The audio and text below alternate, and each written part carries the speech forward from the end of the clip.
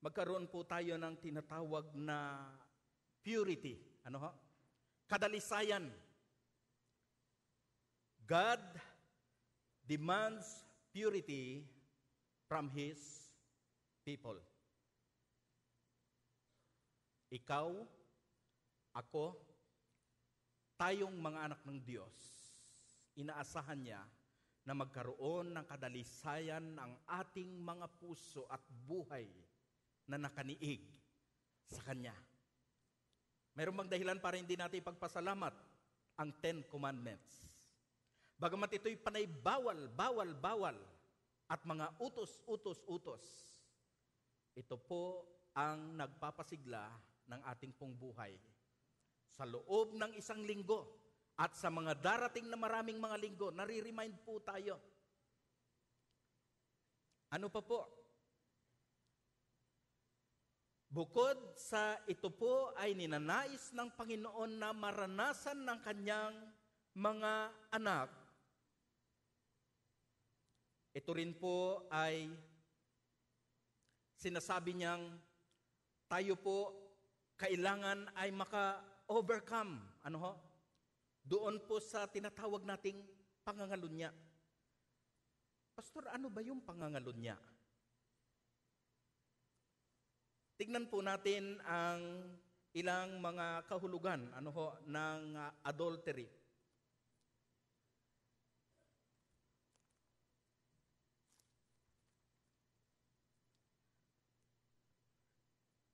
Adultery means extra marital sex, meaning voluntary sexual relations between a married person and somebody other than his or her spouse. Yun po ang sinasabi ng command na ito. Kung ikay may asawa na, pagkatapos nagnanasa ka pa ng iba, ang tawag sa iyo ay nangangalunya. Ano ho?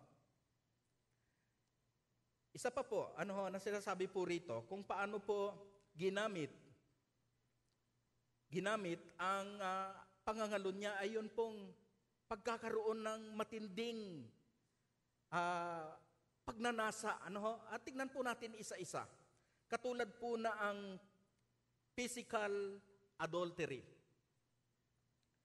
Ang physical adultery, ito po yung pagpatol, o kaya yung mga termino po ngayon na ating naririnig, tinabla ang asawa ng iba. Pero bantayan po natin yung mga kataga ngayong umaga pagkat mayroon pong mga sexual, mayroong mga horror, mayroong mga bagay na masiselan at kailangan ng gabay at istriktong gabay, patnubay ng ating pong mga magulang. Lalo na po sa mga kabataan. Nung nakaraan ako po ay nag-share ng word po dito ay binigay sa akin na ang pamagat na pinamagatan natin itong no OMG. Ngayon naman medyo babawi-bawi po tayo, clean and pure naman. Tignan po natin, ano po ba sinasabi ng physical adultery? Meron ka ng asawa, gusto mong kayo lang, habang kayo nagsasama, nag-iisip ka pa ng iba, yun po yung, di ba, lumalabas po doon yung pagnanasa. Ano pa po? Hindi ka nakontento sa karanasan mo sa asawa mo. Gusto mo pang maranasan ang karanasang mga ninanais pa ng puso mo sa iba. Magbantay po tayo. Pagka mayroon tayong partner sa buhay na maligalig, bantayan po natin yan. Bantayan natin yan. Baka kunyari magpahangin-hangin. Baka kunyari kung saan-saan nagpupunta, bantayan po natin. Huwag mo naman ipanahalata na talagang well-monitored siya, tapos very close ang monitoring mo. CCTV? Di ba? Medyo sulyap-sulyapan mo lang. Ba't mag-isip-isip ka, bakit kaya napakaligalig nito? Gabi na mayroon pang kausap sa cellphone.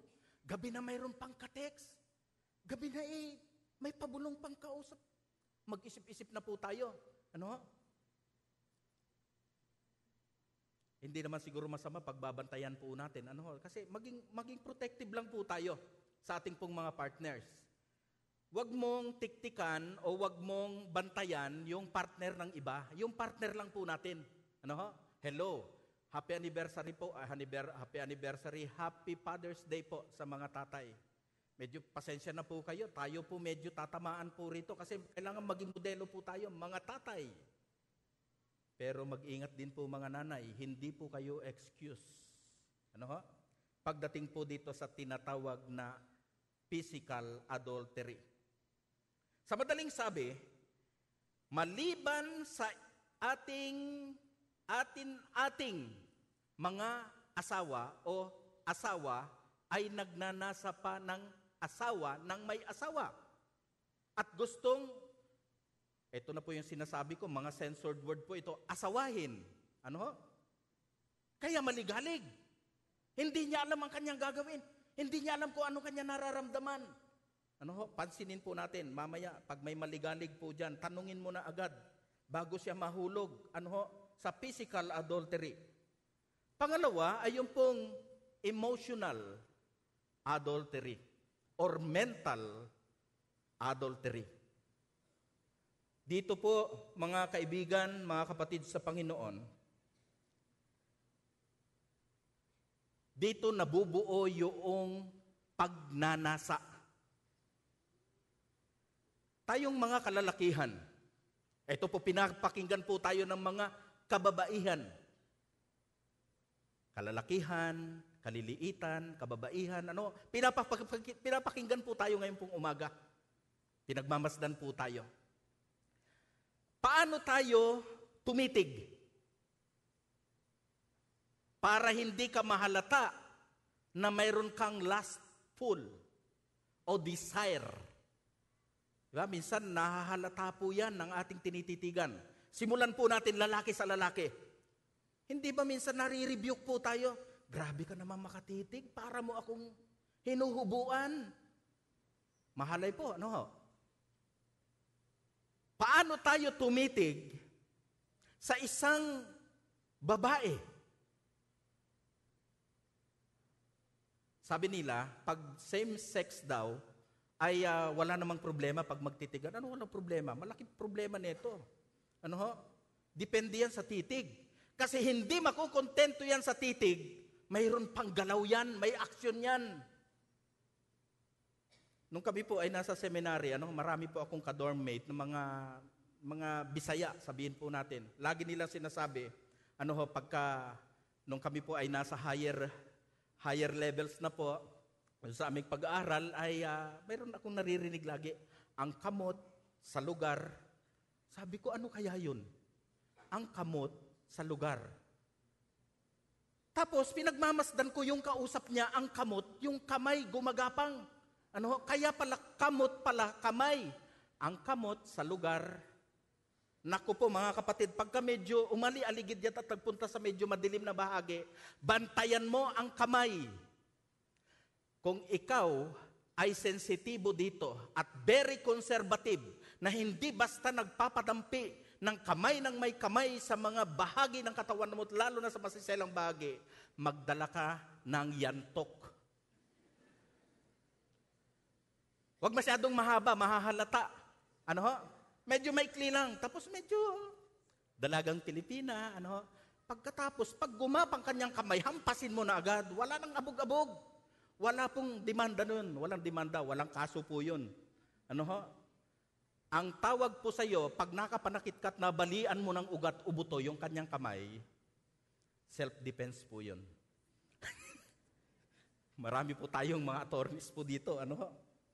Yun po yung aking panukala lamang. Kasi po ang kamot sa lugar. Tignan mo, kahit nga mga kabataan ngayon, yung mapapaganyan-ganyan, yung mga pakurot-kurot, yung patawag-tawag, kuya naman. Uy, ate, alam niyo po, lalalim ang kahulugan yan. Marami pang maaabot yan. Maraming maaabot yan. Kaya napakahalaga po dito ang pagbabantay. Pagnanasa, balikan po natin ang pagnanasa. Bakit gusto kong diinan po itong pagnanasa? Kasi, ang pagnanasa, pagka ito ay namuo sa ating pong isipan, halimbawa na lang yung mag-asawa, gusto nilang mag-celebrate, sila lang dalawa.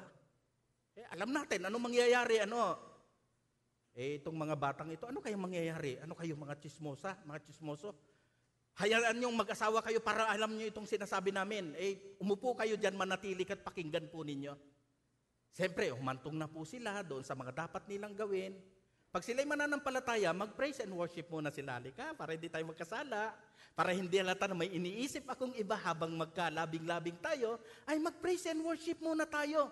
Parang spiritual ang approach, praise and worship. Pagkatapos nila mag-praise and worship, nagpi-praise sila habang sila ay mga, di ba?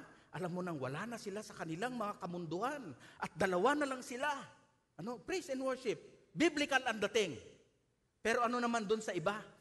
Galit na galit Kasi nabalitaan niya doon sa kapitbahay niya, ito ay may katagpo, ito ay may kasama, kinakasama. Galit na galit. At ang kanyang ginawa, halika na nga. Diba? Wala naman ka-gentle-gentle. Ang sarap pala, pag nakapangasawa ka na isang mananampalataya, may praise and worship pa. Meron bang ganon? Sa atin po, meron bang ganon? Ano bang tawagan natin? Love, honey, mahal. Ano pa man ang tawagan po natin? Pwede bang, di ba?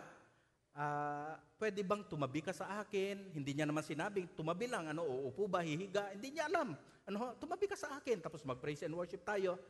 Pagka binanggit niya ng praise and worship, alam mo kasunod. Di ba? Sabi ko sa inyo, may mahahalay dito mayroong. Pero alam niyo minsan, yung kahalayan, doon lang sa ating last nagmumula.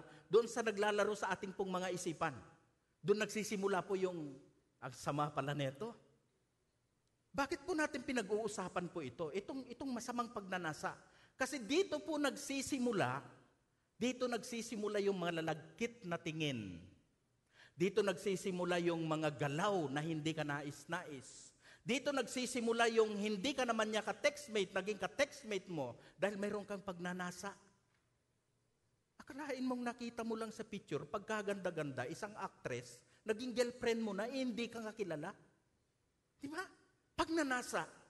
Pagkatapos, habang nagpe-praise and worship kayo ng misis mo, ng mister mo, habang nagpe-praise and worship kayo, iniisip mo yung magandang, di ba? Poging actress, poging aktor, magandang actress. Di ba? Nagpapantasya. Ito ang masama. Meron ba kayong katabi sa gabi, yung mga mag-partners, na madalas managinip tapos nagbabanggit ng pangalan?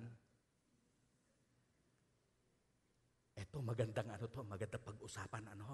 Pagka mayroon kang katabi, nagbabanggit ng pangalan, tandaan mo kung ano yung mga alias na ginagamit sa'yo. Tandaan mo kung ano yung mga alias. Kasi mayroon at mayroon mababanggit na ibang pangalan. Ang masama nito, may action pa. Imbis na pangalan ni ganito, pangalan ni ang nabanggit, panaginip lang pala. Ito ang masaya dito. Paggising nilang pareho, naku po, para kang nasa Argontica, para ka nasa ang daang hari, nasa sabungan. Sabungan po yan. Para kang nandun. Away po yan. Hindi may paliwanag. Bakit? Dahil po dito sa pagnanasa hanggang sa kanyang panaginip, na pagnanasaan niya at nababanggit na tuloy ang pangalan. Nasira na rin ang diskarte niya dahil sa kanyang masamang pagnanasa. Dahil sa kanyang pagnanasa, nalimutan niya na ang dapat mabuti niyang dapat gawin. Nalimutan niya na ang dapat daan na kanyang tahakin. Nalimutan niya na ang dapat na mapapangalagahan niyang reputasyon, lalo na ng kanyang pamilya. Dahil po sa kanyang emotional adultery. Huwag tayo masyadong maging emosyon. Speaking of emotions, pagka mayroon tayong nakitang mahina sa emosyon, huwag natin samantalahin. Babae man, lalaki man, huwag samantalahin. Akala ninyo matatalino na ang mga nilalang po ngayon, ang henerasyon po ngayon. The more na inuuto mo, lalo ka niyang nasa-psychologize, masama balak neto. Kasi nakikita sa galaw, nakikita sa ating mga mata, nakikita sa mga pakindat-kindat, kaya dapat siguro lagyan talaga ng ng harang, magkabila, para isa lang ang titignan niya. Sa susunod na linggo, pag mayroon pong pumasok po dito na may harang dito, sigurado misis niya o mister niya naglagay. Nakakuha po ng idea ngayon. Pwede namang magpasadya po nun eh. Pwedeng magpasadya, palagyan mo dito, tapos lagyan mo design, lagyan mo glitters, para ala Darna, ala Superman naman ang dating, di ba? Pagdating dito, alam mo na. Kasunduan nila yan, para wag kang titingin sa iba. Ako lang. Di ba? So magandang idea po yan. Huwag na ninyong batiin pag may nakita kayong ganun. Alam, nagkakaintindihan na po tayo. Gusto niya, isa lang ang kanyang titignan at pagnanasaan. Siya lang. Nais ko pong banggitin yung pong sinabi ni Christ doon po sa Matthew 5:27 and 28. Whosoever looks at a woman to lust for her has already committed adultery with her in his heart. Tinignan mo lang yung babae. Tapos, ang dami ng mga umikot-ikot sa isip mo. Sabi ng Panginoon, ito pala ay nagagawa na natin sa ating pong puso ng pangangalunya. Kasalanan. Ano? Adultery can take place in the heart even before there is physical contact. Emotional. Huwag masyadong maging emotional. Alam niyo po, itong mga nagkakaroon ng malalim na mga pagnanasa, gusto lang nilang ma-enjoy yung kanilang sexual pleasure. Sa English pa, makasarili.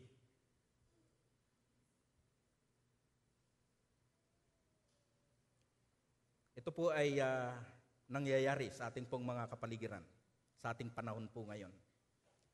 Pangatlo, yung pong spiritual adultery. Ang spiritual adultery po, hindi natin masyadong pakahabaan kung ating natatandaan yung ibinahagi sa atin ni Pastor Boyet. Commandment number 1 and 2. Yun po yung spiritual adultery.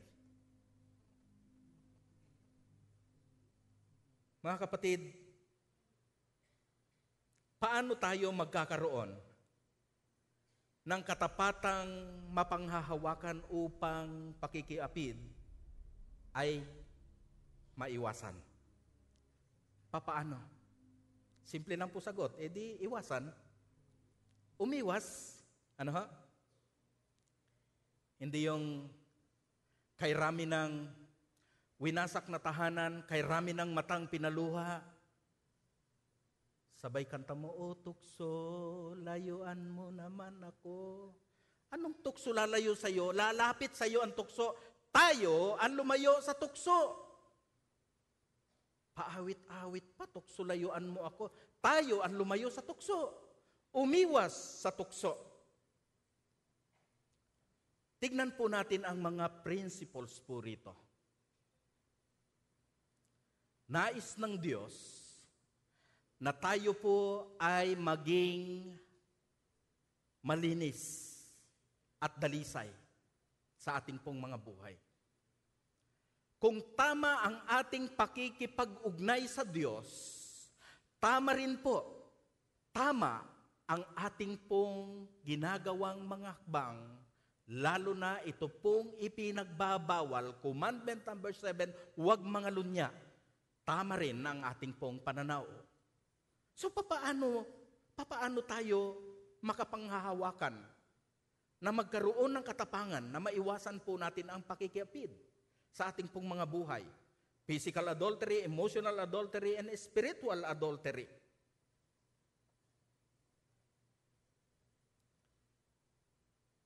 Ang clean and pure, sinasabi po dito po sa mga talata, itong talata ng 14 ng Exodo 20, ang sabi man niya dan, we must not commit adultery. We must not commit adultery. Positively saying, it is we must be clean and pure in our relationship with our partner. Pwede ba natin dagdagan only? Ano ho? Partner lang natin. Hayaan na natin yung partner ng iba. May partner yun eh. Ngayon, pag may partner ka, tapos mayroong mga nagpapakitang gilas sa tabi mo, kaya nga mahalaga minsan mayroong takip dito eh. Huwag mo nang pansinin. Yung partner mo ang iyong pagtuunan ng pansin. Ano ho? Yun po ay usaping pagpartner. Papaano naman po doon sa mga singles? Hello, mayroon po tayong mga singles po dito. Ibig sabihin po ng singles ay hindi pa po sila double. Ano ho? So sa singles, ano ho? Sa ating pong mga singles, minumungkahi po natin na maging miyembro po kayo ng SSS. Sino po dito ang hindi pa nagpa-member sa SSS? Lahat na po miyembro. Ano ho? Ang ibig pong sabihin ng SSS po dito, single, satisfied, and yet seeking. Hindi naman pala manatiling maging single, nag-aanap din naman pala. Parang pamaypay lang yan eh. Ano ho, pag taglamig na, katulad po nito tag-ulan, medyo bumabagal po yan.